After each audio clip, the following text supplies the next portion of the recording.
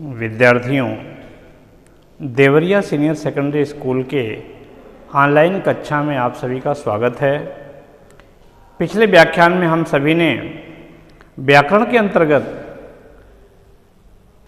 उपसर्ग, प्रत्यय और समास का अध्ययन किया। समास के सभी भेद और उनकी परिभाषा तथा उदाहरण का अध्ययन किया। आज हम सभी कर्मधारय समास और बहुव्रीहि समास में क्या अंतर है इसका अध्ययन करेंगे। कर्मधारय समास की जो परिभाषा है, कर्मधारय समास में पूर्व पद विशेषण और उत्तर पद विशेष्य होता है। अर्थात जो पूर्व पद होता है वह उत्तर पद की विशेषता प्रकट करता है। अर्थात एक पद उपमेय और दूसरा पद उपमान।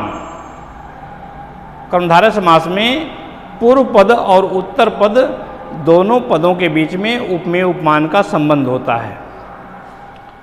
बहुव्रीहि समास में पूर्व पद और उत्तर पद दोनों पद मिलकर के तीसरे पद की ओर इशारा करते हैं या संकेत करते हैं।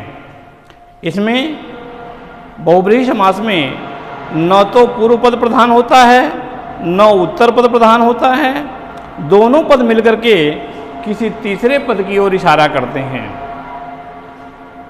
आइए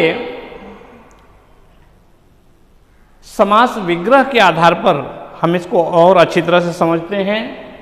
समस्त पद के विग्रह के अंतर से कर्मधारय समास और बहुव्रीहि समास के अंतर को भली भांति समझा जा सकता है।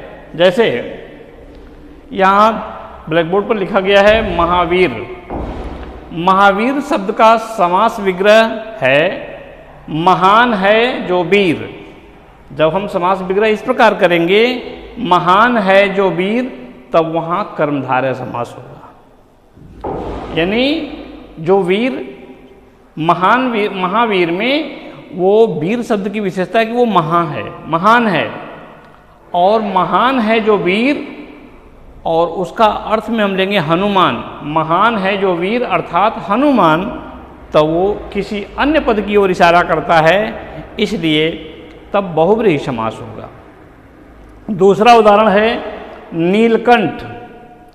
तो इसका विग्रह जब करेंगे हम, समास विग्रह जब करेंगे हम, तो नीला है जो कंठ, अर्थात यहाँ जो कंठ की विशेषता क्या है, गुणवाचक विशेषण है, उसकी विशेषता यह है कि वो नीला है।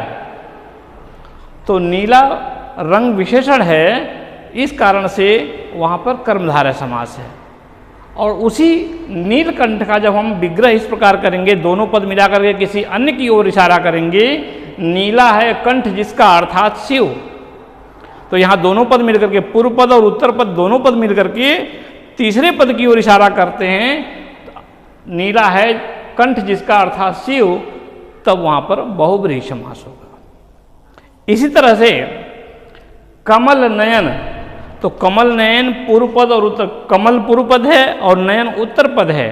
तो यहाँ पूर्व पद और उत्तर पद में उपमेय उपमान का संबंध है, अर्थात पूर्व पद जो है उत्तर पद की विशेषता बताता है। नयन की विशेषता क्या है? नयन की विशेषता ये बता रहा है कि वो कमल जैसा है।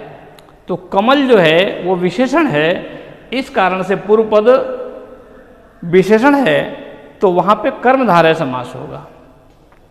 लेकिन जब हम इसका विग्रह इस प्रकार लिखते हैं कि पूर्व पद और उत्तर पद दोनों पद मिलकर के किसी तीसरे की ओर पद की ओर इशारा करते हैं, तब वो बहुव्रीहि समास हो जाता है। कमल जैसे नयन हैं जिसके, कमल जैसे नयन है जिसके अर्थात कृष्ण, तो किसी तीसरे पद की ओर इशारा करता है, तब वहाँ पर बहुव्रीहि समास होता है। विद्यार्थियों, अगले व्याख्यान में हम द्विगु समास और बहुव्रीहि समास में भी अंतर क्या होता है, द्विगु समास और बहुव्रीहि समास में क्या अंतर होता है, अगले व्याख्यान में प्रस्तुत करेंगे। आशा है कि आप सभी को कर्मधारय समास और बहुव्रीहि समास में जो अंतर है वो समझ में आया होगा।